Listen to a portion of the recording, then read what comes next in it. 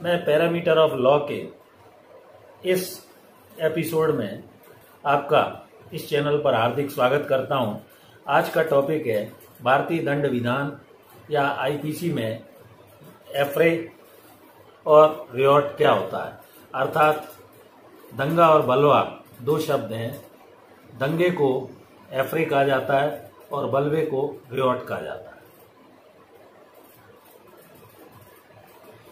बलवा शब्द आईपीसी की धारा 146, 147 और 148 में व्यवस्था देता है। इसमें जहां कई लोग आपस में अनलॉफुल ऑब्जेक्ट को लेकर इकट्ठे होते हैं और वो फोर्स, बल या हिंसा का प्रयोग करते हैं, तो ऐसी स्थिति में 5 या 5 से अधिक व्यक्ति यदि सामान्य उद्देश्य को लेकर एक साथ इकट्ठा होते हैं और कोई भी ऐसी बल या हिंसा का प्रयोग करते हैं तो ये कहा जाता है कि वह बलवा करते हैं। सेक्शन 146 में ये व्यवस्था दी गई है रियॉट के बारे में। फोर्स और वायलेंस बाय अनलॉफुल ऑब्जेक्ट, 5 लोग इकट्ठा होकर विधि विरुद्ध जमाव करते हैं और सामान्य उद्देश्य की पूर्ति के लिए बल या हिंसा का जहां प्रयोग करते हैं तो ये कहा जाता है कि वो रियॉट या बलवा कर रहे हैं।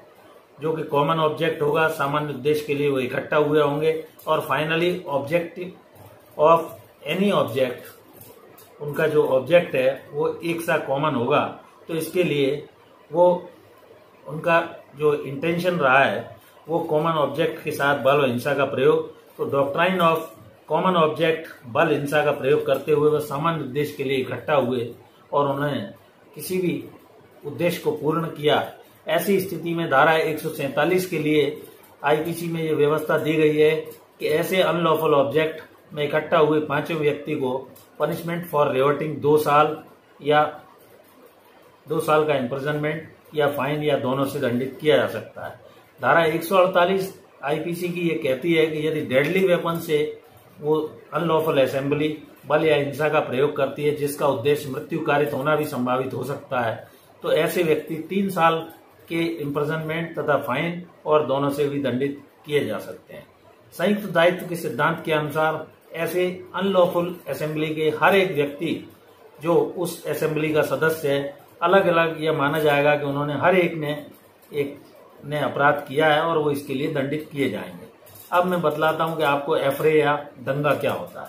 धारा 149 आईपीसी में भारतीय दंड विधान में दंगा शब्द परिभाषित किया गया है, जिसमें कहा गया है 2 या अधिक व्यक्ति 2 और मोर पर्सन्स होंगे और किसी लोक स्थान या पब्लिक प्लेस पर वो इकट्ठे होंगे और पब्लिक पीस डिस्टर्ब करेंगे, लोक शांति को भंग करेंगे, तो कहा जाएगा कि उन्होंने दंगा किया।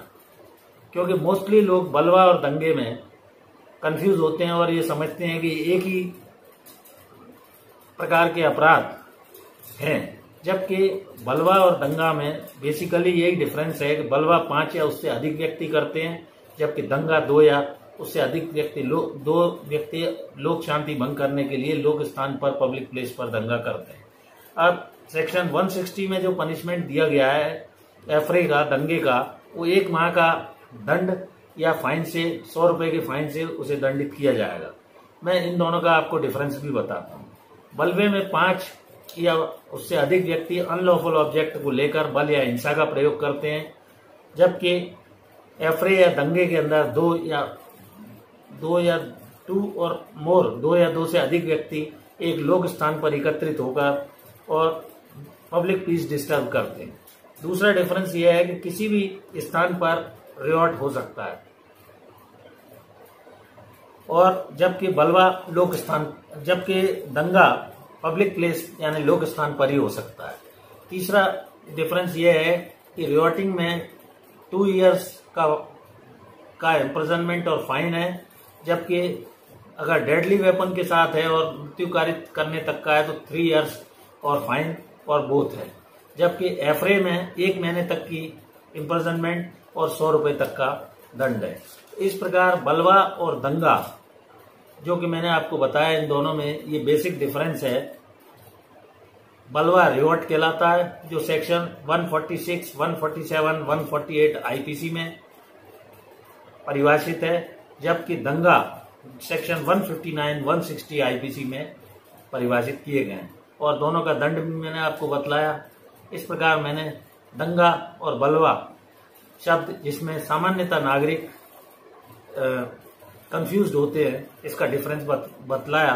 आशा करता हूं कि साधारण भाषा में मेरे द्वारा ये बताया गया बलवा और दंगा आपको स्पष्ट हुआ होगा।